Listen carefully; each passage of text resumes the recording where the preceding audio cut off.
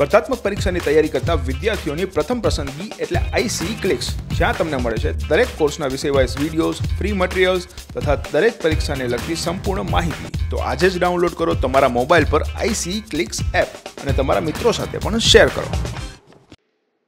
નમસ્કાર વિદ્યાર્થી મિત્રો, આઈસી ના યુટ્યુબ ચેનલમાં આપ સૌનું હાર્દિક સ્વાગત છે. મિત્રો, આજે આપણે જે ઇમ્પોર્ટન્ટ કરંટ અફેર્સના ટોપિક પર ચર્ચા કરવાના છીએ. સૌપ્રથમ એ ટોપિકનું લિસ્ટ જોઈએ, તો જેમાં પ્રથમ છે રાષ્ટ્રપતિ શાસન. પ્રશ્ન થાય કે ભાઈ શું અત્યારે કેમ છે, તો પશ્ચિમ બંગાળમાં ઇલેક્શન બાદ જો થોડી હિંસા ભડકી હતી, એને લઈને કંઈક સુપ્રીમ કોર્ટમાં ડિમાન્ડ કરેલી હતી, યાચિકા જાહેર કરી હતી રાષ્ટ્રપતિ શાસનને લઈને. તો ઇમ્પોર્ટન્ટ છે, આગળ જોશું કે ભાઈ સુપ્રીમ કોર્ટે હા પાડી કે ના પાડી એના ઉપર. સેકન્ડ છે જે ઉત્તર અમેરિકાના કેટલાક ભાગોમાં, ખાસ કરીને અમેરિકા અને કેનેડા, તો એના કેટલાક ભાગોમાં રેકોર્ડ બ્રેક સુધી જે છે તાપમાન પહોંચી ગયું છે 49.5 ડિગ્રી સેલ્સિયસ. વિચાર કરો કે જ્યાં ઉત્તર ધ્રુવ આવેલો છે એની નજીક 50 ડિગ્રી જેટલું તાપમાન હોય તો હાલત શું થાય. અંદાજિત 300 થી વધારે લોકો જે છે એને ડેડ થઈ ગઈ છે આટલા ઊંચા તાપમાનથી. એના પછી છે એક પાક વીમા સપ્તાહની ઉજવણી કરવામાં આવી છે. લાસ્ટ ટાઈમ તમે જો જે આપણે જીપીએસસી ના વોટેવર ક્લાસની એક્ઝામ રહેલી છે મિત્રો, એની અંદર આ પ્રકારના સપ્તાહ પૂછે છે કે પાક સપ્તાહ જે છે એ ક્યાંથી ક્યાં સમય સુધી મનાવવામાં આવેલ છે, ઉજવવામાં આવેલ છે, તો જોઈ લેશું સાથે. અને એક પ્રોજેક્ટ શરૂ કર્યો છે, પ્રોજેક્ટ બોલ્ડ. તો બોલ્ડનું ફૂલ ફોર્મ ને શું છે, શેના લઈને પ્રોજેક્ટ છે, ક્યાં શરૂ કરવાનો છે, તમામ માહિતી મેળવવાના છીએ. શરૂ કરે તો પ્રથમ રાષ્ટ્રપતિ શાસન. તમે જો પશ્ચિમ બંગાળ એન્ડ સુપ્રીમ કોર્ટ. શા માટે કરંટમાં હતું કે તાજેતરમાં સુપ્રીમ કોર્ટે ચૂંટણી પછી રાજ્યમાં હિંસાની જે ઘટનાઓ હતી એના અંગે પશ્ચિમ બંગાળમાં રાષ્ટ્રપતિ શાસન લાદવાના નિર્દેશો માંગતી જે અરજી હતી એના ઉપર સુનાવણી કરવા સંમતિ આપી છે. તો વેસ્ટ બેંગાલમાં ઇલેક્શન પછી જે હિંસાને ભડકી હતી એના પછી ત્યાં રાષ્ટ્રપતિ શાસન લગાવવાની કહેવાય કે માંગણી કરતી એક અરજી આવી હતી. એના ઉપર સુનાવણી કરવા સુપ્રીમ કોર્ટ જે સંમતિ થઈ ગઈ છે, તૈયાર થઈ ગઈ છે. એટલા માટે આખો ઇસ્યુ કરંટમાં આવેલો છે. જોઈએ તો અરજીમાં કરવામાં આવેલા આક્ષેપ કયા હતા, કે કયા આધારે અરજી જે છે કરવામાં આવી હતી. તો હિંસા દરમિયાન સરકાર અને વહીવટી તંત્ર મૂક પ્રેક્ષકો બની રહ્યા હતા. મૂક પ્રેક્ષકો એટલે કે કોઈ પણ પ્રકારના કાર્ય નહોતા કરતા. આટલી હિંસા ભડકેલી હતી તો સરકાર અને જે વહીવટી તંત્ર છે, એડમિનિસ્ટ્રેશન સિસ્ટમ, એને કેમ કંઈ કાર્ય ન કર્યું. અને પીડિતોને પણ કોઈ પ્રકારનું રક્ષણ જે છે આપવામાં આવ્યું ન હતું. તો એક તો આ મુદ્દો રહેલો છે. બીજો એક મુદ્દો રહેલો છે કે ગુનેગારો સામે કોઈ યોગ્ય કાર્યવાહી કરવામાં આવી નથી. જે પણ હિંસા ભડકાવી રહ્યા હતા, હિંસા કરી રહ્યા હતા, એ ગુનેગારો સામે કોઈ કાર્યવાહી કરવામાં આવી નથી.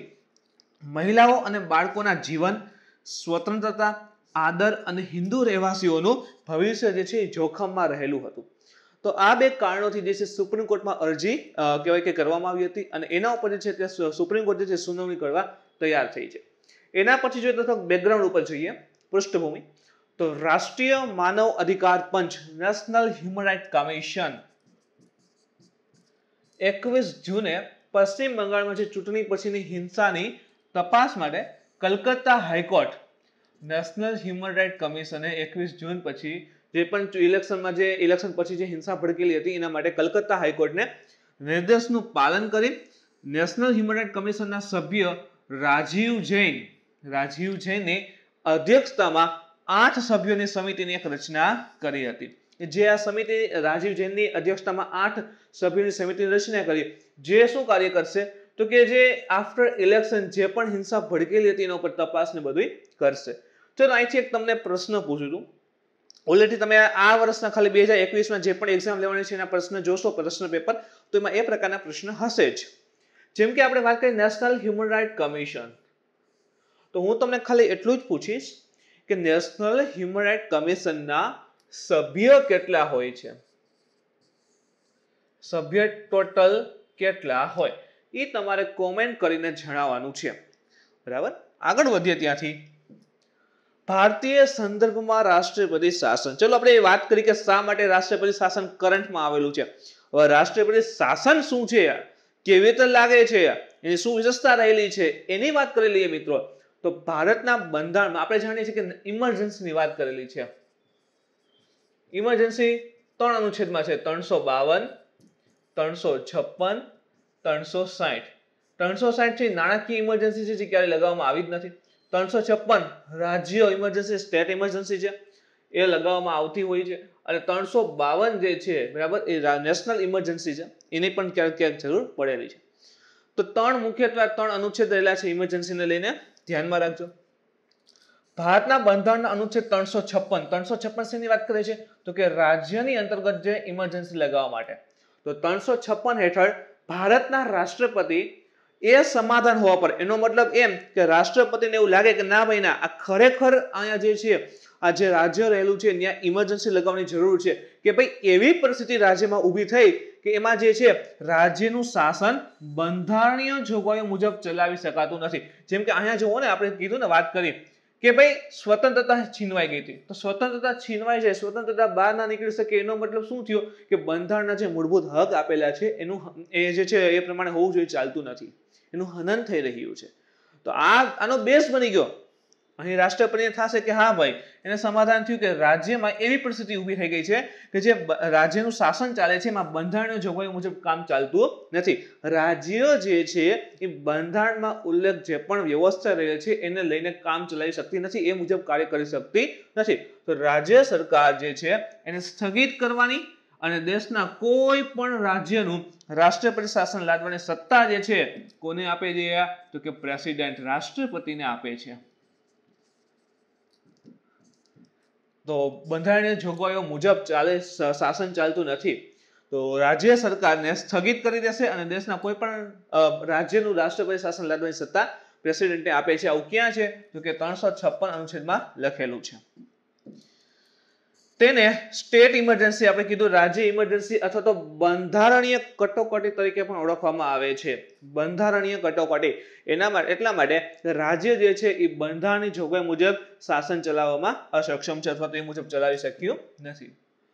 જ્યારે રાષ્ટ્રપતિ શાસન અમલમાં આવે, હવે સપોઝ કોઈ એક સ્ટેટ છે, એક્ઝામ્પલ તરીકે પશ્ચિમ બંગાળ લઈએ, ચલો, કે રાષ્ટ્રપતિ શાસન અમલમાં આવશે તો શું થશે? તો ત્યાંની જે મંત્રી પરિષદ હોય ને, કેબિનેટ, એ રહેશે નહીં, એ હોય નહીં, રાષ્ટ્રપતિ શાસન લાગશે એટલે. તો એમ થાય કે વિધાનસભા, હા, તો વિધાનસભા કાં તો સ્થગિત કરી દઈએ અથવા તો પછી એનો ભંગ કરી નાખવામાં આવે.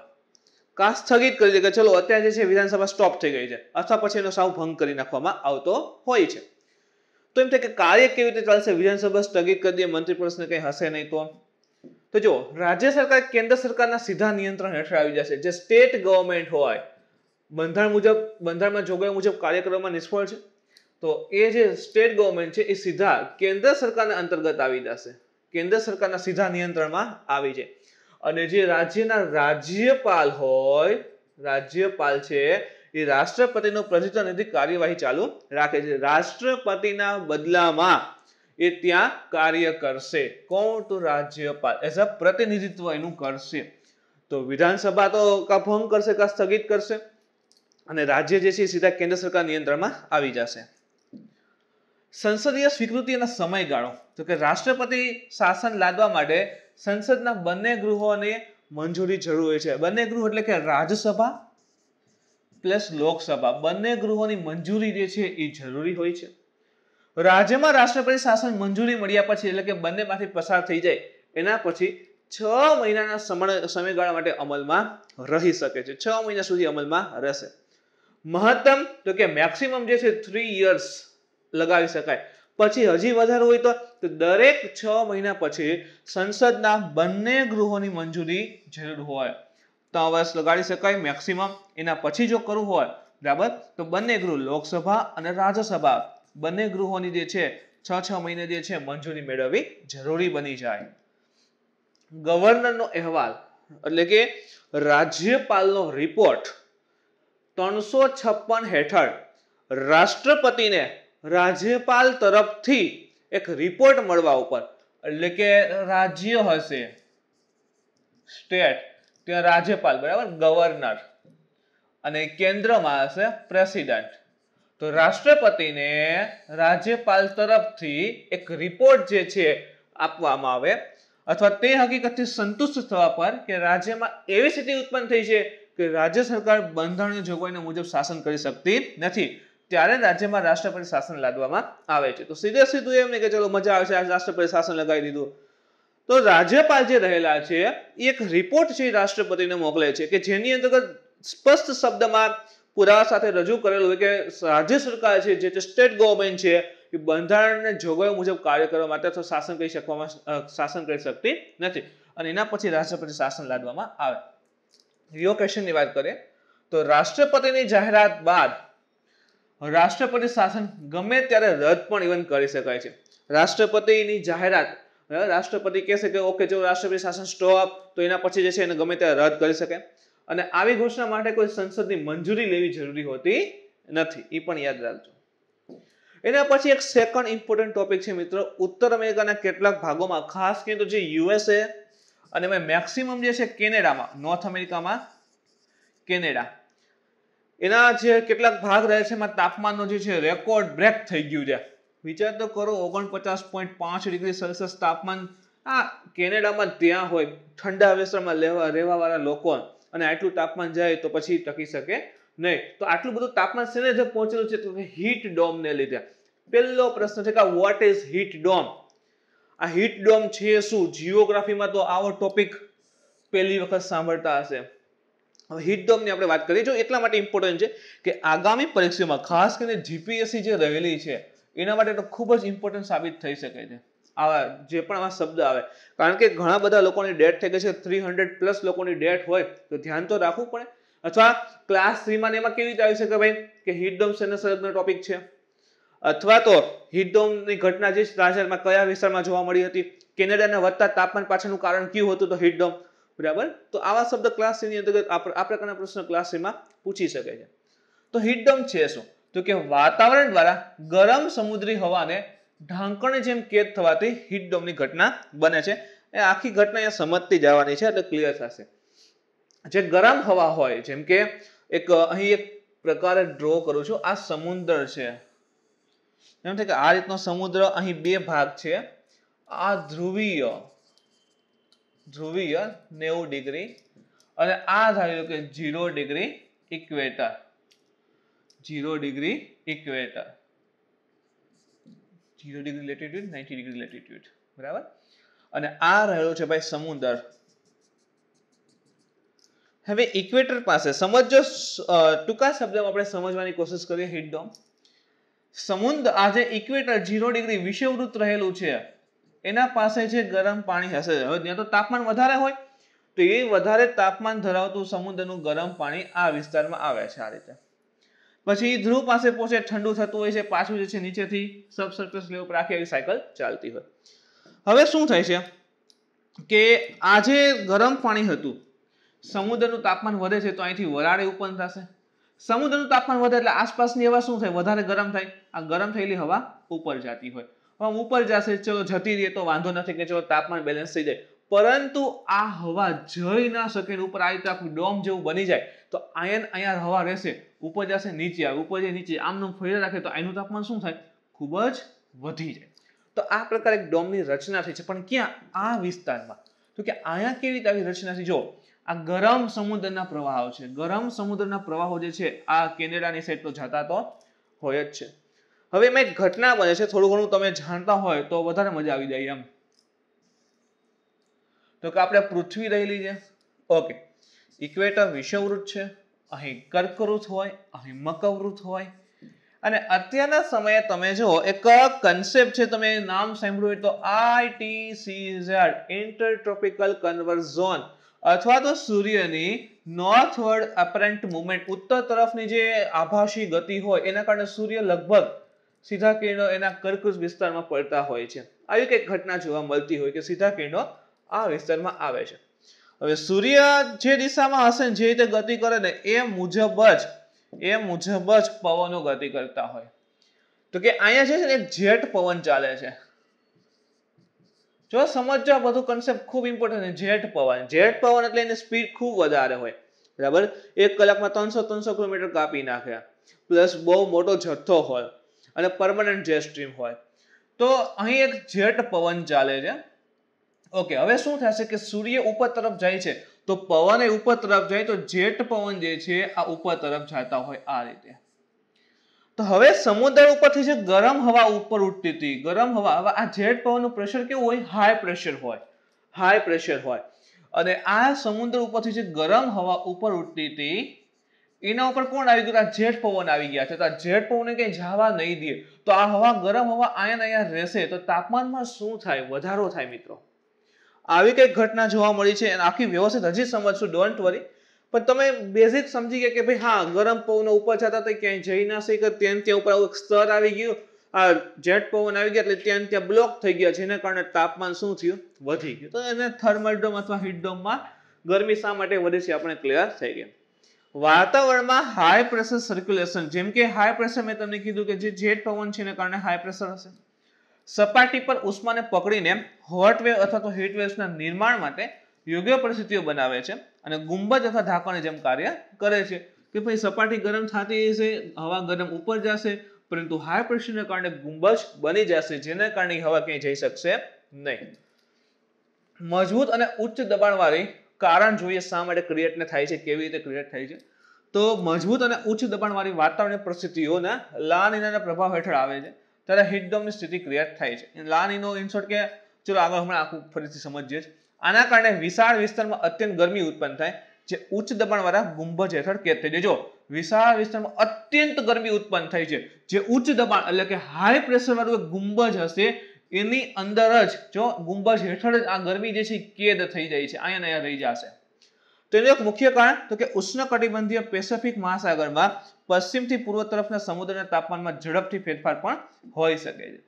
સમુદ્રના ઇવન ગઈકાલના કે પરમદિનના લેક્ચરમાં જોવો તમે, બરાબર, લાસ્ટ આઈસ પોઈન્ટ જે હતો આપણે જોયું હતું કે ભાઈ છેલ્લું જે એક ગ્રીનલેન્ડ ઉપર ગ્લેશિયર હતું એ પણ પીગળી જવા લાગ્યું છે.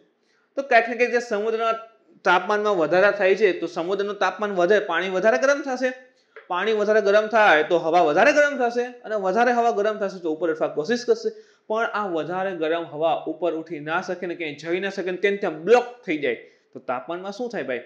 વધારો જ થવાનો છે. સમજીએ ફરી, આખી વસ્તુ જે છે વાંચવાની જરૂર નથી ગાઈસ, બરાબર. હું તમને અહીંયા સમજાવી દઉં.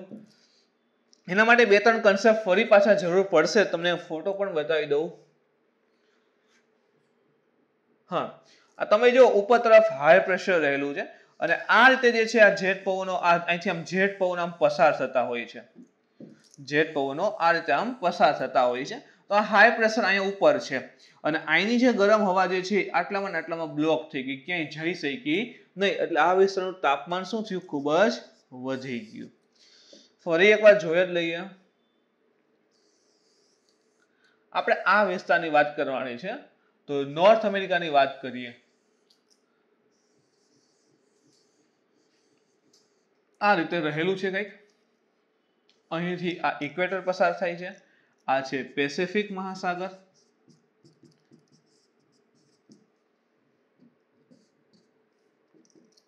હવે શું થાય છે કે અહીંથી હવે જો સૂર્ય જે છે અહીંથી જે છે આમ કર્કવૃત પસાર થાય છે, ગલ્ફ ઓફ મેક્સિકો માંથી કર્કવૃત પસાર થાય છે. સૂર્ય જે છે લગભગ આ ગાળામાં હશે તો સીધા કિરણો અહીંયા પડતા હશે તો સૂર્ય નીચેથી ઉપર થાય, નોર્થવર્ડ મુવમેન્ટ. તો એના કારણે શું થાય છે કે અહીંના જે જેટ પવનો હોય એ પણ આમ ઉપર ચાલે છે આ રીતે આમ, બરાબર. તો હવે કે અહીંયા જે આખા વિસ્તારનું જે તાપમાન જે છે એ શું થાય છે? વધે છે. તો હવા આખી ગરમ થશે. હવે આ ગરમ થયેલી હવા ઉપર તરફ જતી હોય, આ ઉપર તરફ જતી હોય છે. બટ શું થયું? આખા વિસ્તારમાં ઉપર કોણ પસાર થાય છે? આમ જેટ પવન ઉપરથી આમ પસાર થાય છે. આ જેટ પવન કેવું હોય તો કે હાઈ પ્રેશર હોય. હવે એ હાઈ પ્રેશર છે એટલે એ ક્યાંય જવા નહીં દે. આ હવા જે છે ને અહીંયા ફરતી રહેશે, અહીંયા રહેશે, નીચે આવશે, પાછી ગરમ થઈને ઉપર જશે, નીચે આવશે, ગરમ થઈને ઉપર જશે. હવે સેમ વસ્તુ અહીંયા થાય છે. હવે તમે જો પાછા ઓલા પવનો પણ આ રીતે આવતા હોય છે, 30 થી 60 વચ્ચે આ રીતે પવનો ચાલતા હોય છે. તો પેસિફિક ઉપરથી જે પણ ગરમ હવા હશે, આ પવનો આ રીતે આ સાઈડ તો આવે છે, બરાબર, ખંડના વિસ્તારની નજીક તો આવ્યા, પણ પછી જે ઉપર જવા જો એ ઉપર જઈને આખા ફેલાઈ નહીં શકે, અહીં ને અહીં બ્લોક થઈ જાય છે. શા માટે? કે ઉપર તરફ જે છે જેટ પવન પસાર થાય છે હાઈ પ્રેશર વાળા, તો પવન જે છે અહીંયા રહી ગયા. બીજી વસ્તુ, આટલું બધું તાપમાન શા માટે? કે સમુદ્રના તાપમાન વધે છે તો ભાઈ સમુદ્રનું તાપમાન વધશે તો એના કોન્ટેક્ટમાં જે હવા હશે પણ વધારે ગરમ થશે. હવે આ ગરમ હવા અહીંયા બ્લોક થઈ જાય છે તો શું થાય? એટલામાં રહેશે, તાપમાનમાં શું કરશે? વધારો કરશે. અને એ થતા અત્યારે 49.5 ડિગ્રી સેલ્સિયસ તાપમાન કેનેડા પહોંચી ગયું છે.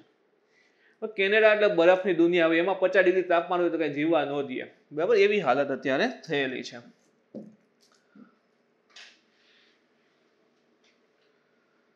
તો આ હીટ ડોમ કેવી રીતે ક્રિએટ થાય છે આખી વસ્તુ તમે સમજી ગયા, બરાબર. પશ્ચિમ પેસિફિક મહાસાગરથી હવા ઉપર ઉઠે, પછી આમ પૂર્વ તરફ આમ જતા હોય, આપણે જોઈએ એ પણ કિરણો, અને મધ્ય અને પૂર્વ પેસિફિક પ્રદેશમાં ઉતરે છે. ગરમ પવનોને પૂર્વ તરફ ખસેડે છે અને જેટ પ્રવાહો ઉત્તરીય ભાગમાં આ પવનો તેમની અસર સાથે ભેળવી દે છે. કયું ને જેટ પવન જે છે એ સ્ટોપ કરી દેશે એને ત્યાં. જેટ સ્ટ્રીમ ફૂંકાતા ગરમ પવનો સ્થળ તરફ આગળ વધે અને ત્યાં નીચે ઉતરે છે, પરિણામે ગરમ લહેરો ઉત્પન્ન થાય છે. આ જે છે અહીંયા નીચે ઉતરશે, બાકી ઉપરથી બ્લોક કરી દેશે, ક્યાંય જઈ શકશે તો નહીં જ. હવે હીટ ડોમની ઇફેક્ટ શું આવે? જેમ કે આટલી ભયાનક ગરમી ઉત્પન્ન થાય ઠંડા વિસ્તારમાં તો મનુષ્યના મૃત્યુ થવા લાગે. તો અચાનક મૃત્યુમાં શું થયા છે? વધારા થયા છે. હવે આ ગરમીની ઝપેટમાં જે પણ પાક આવે એને પણ મોટા પાયે નુકસાન થશે, વનસ્પતિ સુકાઈ જાય ભાઈ, અને એના પરિણામે દુકાળ જેવી પરિસ્થિતિઓ ઉત્પન્ન થઈ શકે છે. ઓલરેડી ઠંડા વિસ્તાર છે અને એમાં જો તાપમાનમાં શું થાય છે, ભયાનક વધારો થાય તો એની ઘણી બધી વનસ્પતિઓ શું થશે? સુકાઈ જશે. તો દુકાળ જેવી સ્થિતિ ઉત્પન્ન થશે. ઇવન આ હીટ વેવ ગરમ લહેરથી ઉર્જાની માંગમાં વધારો થશે. ઉર્જાની માંગ કેવી રીતે? હવે બાર આપણે જોવો ને ભાઈ, ઉનાળો હોય, બાર ભયાનક તાપમાન હોય, તો આપણે બપોરે જે એસી કહીને બેસી ગયા હોય, ફૂલ પંખા ચાલુ રાખી. તો આ શું થયું કે દરેક ઘરમાં જે છે હવે આટલું બધું તાપમાન રહેવા લાગે તો શું થશે? એસીની ડિમાન્ડ વધે, પંખા વધારે ઇમ્પ્લિમેન્ટ થશે. તો હવે એમને તો ન ચાલે, તો ઉર્જાની માંગ શું થશે? વધી જશે, બરાબર. અને જેથી હવે ઉર્જાની માંગ વધે, વિચાર કરો જેનું મૂલ્ય વધે છે, જેની માંગ વધે છે, એના દર કેવા થાય, એનો ભાવ કેવો થાય? વધે. તો ઉર્જાનો ભાવ વધી શકે છે.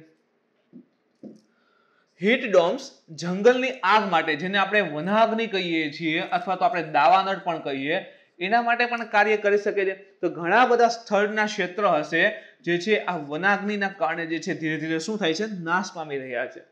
કે આખો જમીનનો વિસ્તાર હોય, ઉપર આખું જંગલ આ રીતે હોય, આટલું બધું તાપમાન એવું આવે તો સૂકી વનસ્પતિને હોય તો પવનથી એકબીજા સાથે ઘસારણ થાય અને આગ લાગે તો દાવાનળ નહીં થઈ શકે છે.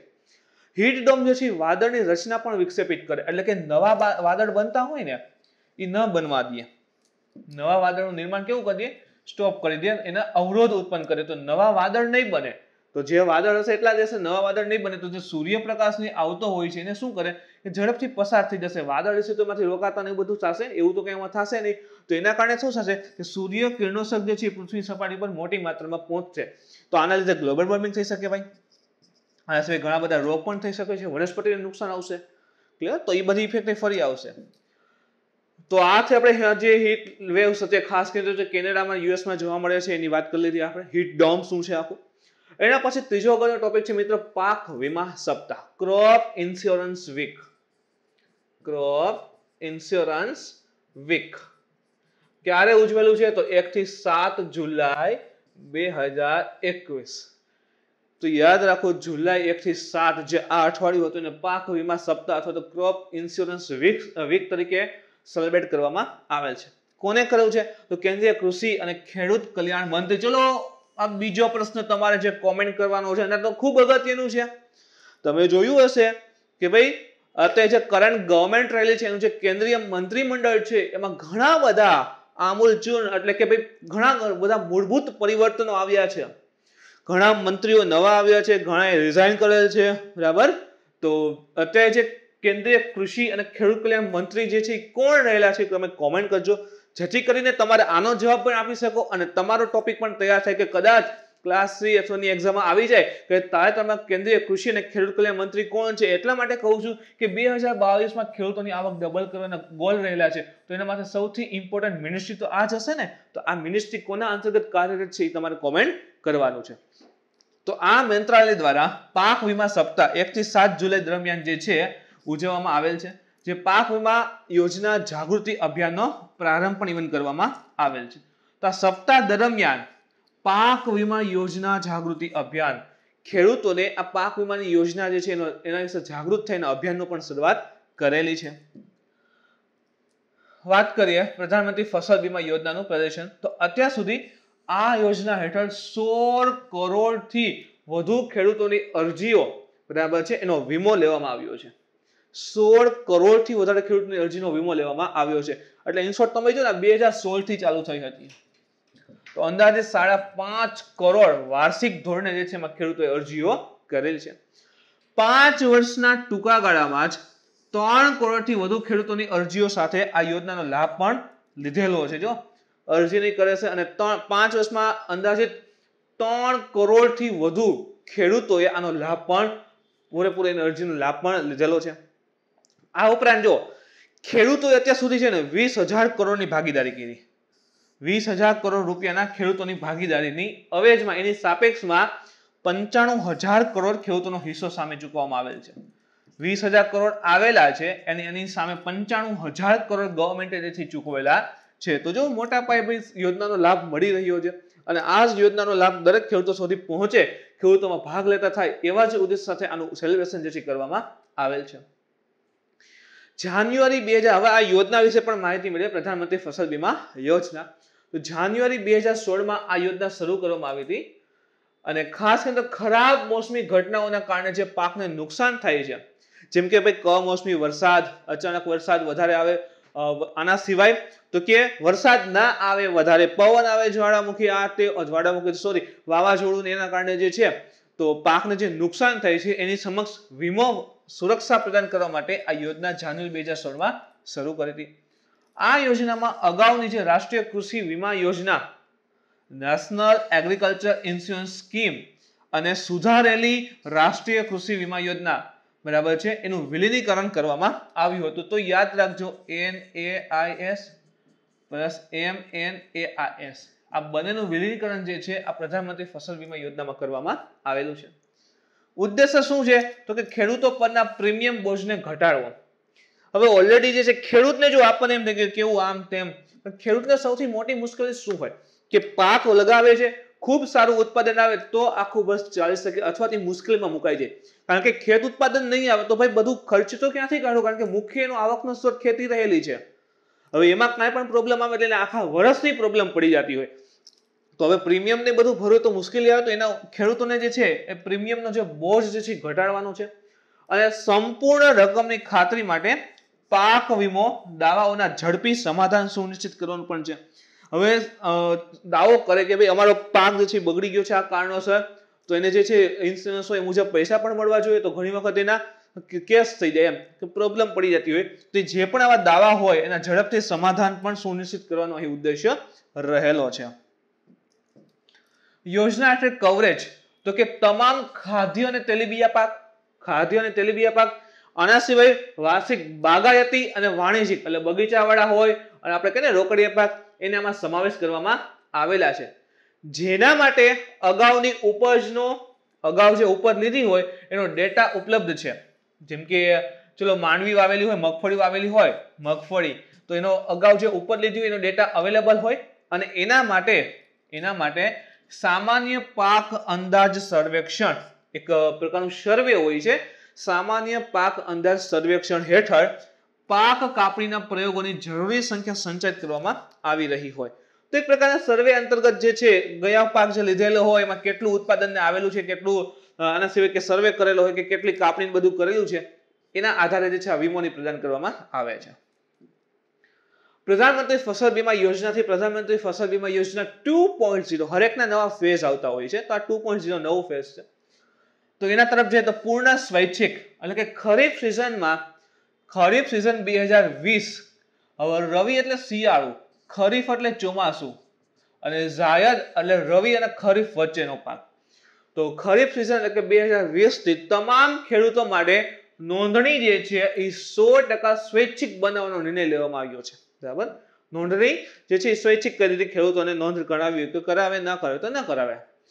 મર્યાદિત કેન્દ્રીય સબસિડી, સેન્ટ્રલમાંથી જે સબસિડી મળે છે એની વાત કરીએ તો કેન્દ્રીય મંત્રીમંડળે આ યોજના હેઠળ બિન સિંચાઈવાળા વિસ્તારો કે જ્યાં સિંચાઈ સુવિધા નથી તો અથવા તો પાક માટે કોઈ પ્રકારની સિંચાઈ સુવિધાની ઉપલબ્ધ કરવામાં આવતી નથી, તો ત્યાં વીમા હપ્તાના દરે કેન્દ્ર સરકારનો હિસ્સો 30%, તો જ્યાં સિંચાઈ સુવિધા નથી ત્યાં કેન્દ્ર સરકારનો હિસ્સો કેટલા ટકા? 30%. અને જ્યાં સિંચાઈ સુવિધાવાળા વિસ્તાર છે અથવા પાકને સિંચાઈ સુવિધા અવેલેબલ હોય ત્યાં કેન્દ્ર સરકારનો દર કેટલા ટકા? તો કે 25% સુધી સીમિત કરી દીધો છે. બરાબર, તો જે વીમોની ભરશે એમાં 25%, સિંચાઈવાળા વિસ્તારમાં અને બિન સિંચાઈવાળા વિસ્તારમાં 30%નો હપ્તો. રાજ્ય માટે વધુ સ્વાયત્તતા, જેમ કે એમાં શું કર્યું છે તો કેન્દ્ર સરકારે રાજ્ય અથવા તો કેન્દ્ર શાસિત પ્રદેશને પ્રધાનમંત્રી ફસલ બીમા યોજનાના અમલીકરણ માટે વ્યાપક છૂટ આપવામાં આવી. તો જે પ્રધાનમંત્રી ફસલ બીમા યોજના છે એને લઈને કેન્દ્રએ રાજ્ય અથવા તો યુટી યુનિયન ટેરિટરી કેન્દ્ર શાસિત પ્રદેશોને ઘણી બધી છૂટ આપી છે. એની સાથે જ વાવણી, આપણે જ્યારે વાવીએ ને એને વાવણી, સ્થાનિક આપત્તિઓ જેમ કે આપણે કીધું ને બહુ વધારે વરસાદ આવે, દુકાળ પડી જતી આપત્તિ, પાક દરમિયાન હવામાનની પ્રતિકૂળતા અને પાક પછીના નુકસાન, જેમ કે સરસ મજાનો પાક આપણે લીધેલો હોય, તૈયારી હોય, કાપીને વાડીએ રાખ્યો હોય અને બહુ વધારે વરસાદ આવે, બહુ વધારે કહેવાય કે ભાઈ વાવાઝોડું આવે છે, ભયાનક કન્ડિશનમાં વાવાઝોડું આવે છે, બધું નુકસાન થઈ જાય. તો તમામ વસ્તુઓને આવરી લઈને સુવિધાઓ પસંદ કરવાનો વિકલ્પ પણ આપવામાં આવ્યો છે કે કોઈ પણ વ્યક્તિને આમાંથી કઈ સુવિધા પસંદ કરવી છે, કયા કયા ક્ષેત્ર વીમા લેવા છે, બરાબર, એ પણ અહીં વિકલ્પ જે છે આપવામાં આવેલો છે. નિર્ણયમાં વિલંબન માટે દંડ પણ થાય છે. જેમ કે સુધારેલા પ્રધાનમંત્રી ફસલ વીમા યોજનામાં એક જોગવાઈનો સમાવેશ કરવામાં આવ્યો છે કે જેની અંતર્ગત રાજ્યોને ખરીફ સિઝન માટે 31 માર્ચ, ચોમાસુ પાક માટે 31 માર્ચ અને રવિ એટલે શિયાળુ પાક માટે તમે જો 30 સપ્ટેમ્બર પહેલા તેમનો હિસ્સો જાહેર નહીં કરે, બરાબર, રાજ્ય જે છે ખરીફ સિઝન માટે 31 માર્ચ પહેલા અને રવિ સિઝન માટે 30 સપ્ટેમ્બર પહેલા જો એનો ભાગ જાહેર નહીં કરે તો એના પછીની પાકની જે ઋતુઓમાં આ યોજના હેઠળ ભાગ લેવાની મંજૂરી આપી શકાશે નહીં, કેન્દ્ર પરમિટ આપશે નહીં. આના સિવાય તો કે માહિતી શિક્ષણ અને સંદેશા વ્યવહાર પ્રવૃત્તિમાં રોકાણ, ખેડૂતો સુધી આની માહિતી પહોંચવી જરૂરી છે, આના વિશે એને અવેર કરવા જરૂરી છે. તો હવે આ યોજના હેઠળ જે પણ વીમા કંપનીઓ દ્વારા માહિતી શિક્ષણ અને સંદેશા વ્યવહાર પ્રવૃત્તિઓ પર એકત્રિત કરવામાં આવેલા કુલ પ્રીમિયમના 0.5% ખર્ચ કરવો ફરજિયાત બનાવવામાં આવેલ છે. ધારો કે એબીસી નામની કંપની વીમો પ્રોવાઈડ કરતી હોય તો એને જે પણ પ્રીમિયમ આવે છે, ધારો કે એને આખા વર્ષનું 100 રૂપિયા પ્રીમિયમ એવું, તો એમાંથી 0.5% ખર્ચ જે છે એ આના માટે જ કહું છું કે માહિતી શિક્ષણ અને સંદેશા વ્યવહારની પ્રવૃત્તિમાં પૈસા રોકવા જરૂરી બની જશે એના માટે. એના પછીનો મુદ્દો જોઈએ મિત્રો, પ્રોજેક્ટ બોલ્ડ શેને લઈને છે, શા માટે કરણમાં છે, વાત કરીએ તો રાજસ્થાનમાં આદિવાસીઓની આવક અને વાંસ આધારિત અર્થતંત્ર, જો આ બાંબુ બહુ સમયથી કરંટમાં રહે છે, બરાબર, તો ધ્યાનમાં રાખજો કે રાજસ્થાનની વાત છે ખાસ કરીને, તો કે આદિવાસીઓની આવક અને વાંસ આધારિત અર્થતંત્રને પ્રોત્સાહન આપવા માટે ખાદી અને ગ્રામ ઉદ્યોગ આયોગ, જેને KVIC કહીએ છીએ, ખાદી અને ગ્રામ ઉદ્યોગ આયોગ દ્વારા ઉદયપુરના આદિવાસી ગામ, એનું નામ છે નિકલા મંડવાથી એક અનોખો પ્રોજેક્ટ જેનું નામ છે બોલ્ડ, એ જે શરૂ કરવામાં આવ્યું છે. શા માટે છે તો કે આદિવાસીઓની આવક અને વાંસ આધારિત અર્થતંત્રને પ્રોત્સાહન આપવા માટે. આ માટે ખાસ કરીને આસામ, નોર્થ ઇસ્ટ છે ને મિત્રો, નોર્થ ઇસ્ટ જેને આપણે ઉત્તર પૂર્વ ભારત કહીએ છીએ, એડ સિસ્ટમ, ખાસ કરીને આસામ, મેઘાલય ત્યાં બાંબુ એટલે કે વાંસનું ઉત્પાદન બહુ લેવામાં આવે છે અને એની જે ક્વોલિટી હોય છે, એની ગુણવત્તા જે છે, એની જે અલગ અલગ જાત હોય એ પણ ત્યાં સારી હોય છે. તો આસામથી લાવવામાં આવેલા વાંસની વિશેષ પ્રજાતિ જેમ કે બંબુસા ટુલ્ડા શું છે તો વાંસની એક પ્રજાતિ છે. સેકન્ડ છે બંબુસા પોલીમોર્ફોના. તો આ બંને જાતના અંદાજિત 5000 છોડ જે છે આસામથી મંગાવ્યા અને જે ગ્રામ પંચાયતની ખાડી પડેલી જમીન હતી, સૂકી જમીન, ત્યાં જે છે આ બાંબુ એટલે કે વાંસ રોપવામાં આવેલ છે. અને એક જ દિવસમાં KVIC એક જ સ્થળે એક જ દિવસમાં સૌથી વધુ વાંસના છોડ રોપવાનો વર્લ્ડ રેકોર્ડ પણ બનાવ્યો છે. એક સાથે 5000 વાંસના છોડ એક જ જગ્યા ઉપર એક જ દિવસમાં લગાડેલા છે. તો આ રેકોર્ડ પણ બનાવ્યો.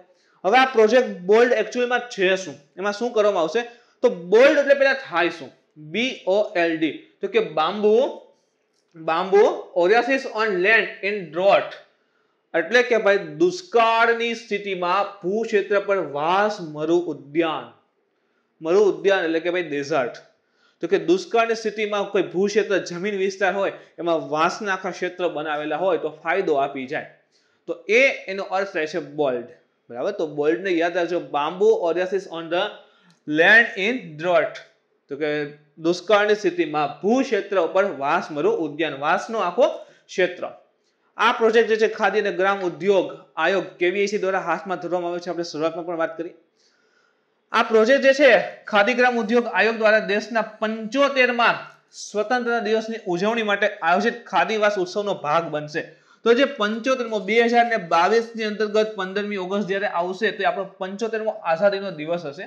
તો એની ઉજવણી માટે આયોજિત એક ખાદીવાસ ઉત્સવ છે એનો એક ભાગ પણ આ પ્રોજેક્ટ રહેલો છે. જો આ પ્રશ્ન આવી શકે, બોલ્ડ પ્રોજેક્ટ એને લઈને છે તો દુષ્કાળની પરિસ્થિતિમાં ભૂક્ષેત્ર પર વાસમરૂ ઉદ્યાનને સંલગ્ન 75મા આઝાદી દિવસની ઉજવણી માટે જે આયોજિત ખાદીવાસ ઉત્સવ છે એનો પણ એક ભાગ રહેલ છે. તો આ પ્રકારના સ્ટેટમેન્ટ આવે, પેલું સાચું, બીજું સાચું, બંને સાચા, બંને ખોટા. ઉદ્દેશ્ય તો કે શુષ્ક અને અર્ધશુષ્ક એટલે કે સૂકા અને થોડા ઘણા સૂકા હોય એવા, થોડું ઘણી કંઈક પાણીની સુવિધા હોય એવા વિસ્તારમાં વાંસ આધારિત હરિત પટ્ટીઓ વિકસાવી, ગ્રીન પટ્ટા ડેવલપ કરવા. વાંસ આધારિત કે સપોઝ કે આ વાંસ રહેલો છે, હવે રણનું કામ સૂકું ક્ષેત્ર હોય તો આખા વિસ્તારમાં જે છે સૂકું પડ્યું જશે તો ઉલટાનું જમીન ધોવાણ ને એવું થશે, તાપમાન વધારે. ધેટ્સ બેટર કે ક્ષેત્રમાં વાંસ વાવી દઈએ તો એક તો એનું જમીન ધોવાણ બધું અટકી દે, પછી પાણી જે છે એ જમીનમાં વધારે ઉતારવા મદદ કરે છે, બાષ્પીભવનનો દર ઘટાડી દે વાંસ. આના સિવાય વાંસ ઉગે છે તો 3 વર્ષમાં તૈયાર થઈ જતું હોય વાંસ આખું, તો એ વેચીને પૈસા પણ આવી શકે. બરાબર, તો આ બધા પ્રોજેક્ટના ફાયદા રહેલા છે. તો આ બધી વસ્તુ જે છે ધ્યાનમાં રાખી, બરાબર. અને આજે આપણે કીધી ને બધું વાંસ હરિત પટ્ટી ડેવલપ કરે છે. રણીકરણ ઘટાડો, જેમ કે ખુલ્લી જમીન દઈ દઈએ, વાંસ આવી જશે તો રણ આગળ વધતું અટકશે, આજીવિકા માટે ફાયદો આપશે, વેચીને પૈસા કામી શકાય, બરાબર. અને બહુ વિશે ગ્રામીણ ઉદ્યોગ સહાય પણ પૂરી પાડશે. એમાંથી જે છે કંઈક ને કંઈક વસ્તુ બનાવીને ઉદ્યોગ પણ ડેવલપ કરી શકાય. પ્રોજેક્ટમાં વાંસ જ કેમ પસંદ કરો, કેમ લીમડો નહીં, બરાબર છે, પીપળો નહીં? તો કે વાંસ ખૂબ જ ઝડપથી વધે છે અને લગભગ 3 વર્ષના ટૂંકા સમયગાળામાં જ આની કાપણી પણ કરી શકાય છે. 3 વર્ષમાં એનાથી પ્રોડક્ટ ઉત્પાદન આવતું શરૂ થઈ જાય છે. આના સિવાય તો વાંસ જે છે પાણીનું સંરક્ષણ કરે અને જમીન સપાટી ઉપરનું પાણીનું જે પાણી હોય ને એનું બાષ્પીભવનનો દર ઘટાડી દેતું હોય છે. એટલે શુષ્ક અથવા સૂકા અને દુકાળગ્રસ્ત વિસ્તાર હોય ને સૌથી સારામાં સારો પાક જે છે અથવા તો કોઈ ઝાડને આપણે લગાવવું હોય તો વાંસ સારું સાબિત થતું હોય છે. હવે જે કેવીઆઈસી આખો પ્રોજેક્ટ ઇમ્પ્લિમેન્ટ કરવામાં આવે છે તો કેવીઆઈસી વિશે પણ માહિતી મેળવીએ. તો ખાદી અને ગ્રામ ઉદ્યોગ આયોગ અધિનિયમ 1956 જે રહેલો છે, બરાબર છે, એના અંતર્ગત આ એક વૈધાનિક સંસ્થા છે. ખાદી અને ગ્રામ ઉદ્યોગ અધિનિયમ 1956 ની અંતર્ગતની એક વૈધાનિક એટલે કે કાયદા દ્વારા આપેલી સ્થપાયેલી સંસ્થા છે. મુખ્ય કાર્ય તો કે ગ્રામીણ વિકાસ. હવે ખાદી અને ગ્રામ ઉદ્યોગ છે, ગ્રામ ઉદ્યોગ એટલે શું થશે? ગામડાના વિકાસ. તો ગ્રામીણ વિકાસ સાથે સંકળાયેલી અન્ય એજન્સીઓ જે છે એની સાથે સંકલન કરવું, એટલે કે ગામડાના વિકાસ માટે જે પણ એજન્સીઓ કાર્ય કરતી હોય બધા સાથે સંકલન કરવું અને ગ્રામીણ વિસ્તારોમાં ખાદી અને અન્ય ગ્રામ ઉદ્યોગોનો વિકાસ કરવો, જેથી કરીને ગામના લોકોને રોજગારી પ્રાપ્ત થાય, ગામડાના પણ ડેવલપમેન્ટ થાય. એ માટે અલગ અલગ કાર્યક્રમોનું આયોજન અને એના ઉપર અમલીકરણ પણ કરવાનું કેવીઆઈસી નું કાર્ય રહેલું છે. કયા મંત્રાલય હેઠળ આવે છે? તો સૂક્ષ્મ, લઘુ અને મધ્યમ ઉદ્યોગ મંત્રાલય હેઠળ કાર્ય કરે છે કેવીઆઈસી. હવે જો આ પ્રશ્ન કે આવો પ્રશ્ન આવી શકે તો જે આરએફઓ નું પેપર હતું ને એમાં હતું, જુઓ કે કઈ મિનિસ્ટ્રી અંતર્ગત કોઈ આવતું નથી ને આ પ્રકારના પ્રશ્ન હતા કે જેમ કે એમાં ઈસરો હતું, પછી એક એટોમિક ડિપાર્ટમેન્ટ હતું, આ પ્રકારના 3-4 આપ્યા અને કીધું હતું કે કોઈ એક આમાંથી કોઈ એક મિનિસ્ટ્રી અંદર આવતા નથી. તો આ પ્રશ્ન પૂછે છે તો મિનિસ્ટ્રી જોતી રહી મિત્રો. તો એ સાથે જ આપણું જે કરંટ અફેર છે પૂરું થાય છે. આજના લેક્ચરમાં તમને ડાઉટ ક્વેરી હોય તો આપ કોમેન્ટ કરી જણાવી શકો છો. એની સાથે મિત્રો કંઈ નવા સજેશન હોય તો આપ સજેશન પણ સજેસ્ટ કરી શકો છો, જેથી કરીને એના ઉપર પણ અમે કાર્ય કરશું. મિત્રો આના સિવાય તમને લેક્ચર ગમ્યો હોય તો લાઈક કરો, શેર કરો, તમારા મિત્ર સુધી પહોંચાડવાની કોશિશ કરો, જેથી કરીને એ વિદ્યાર્થી મિત્ર પણ લાભ લઈ શકે. કાલે ફરી મળીશું નવા ટોપિક સાથે. Thank you.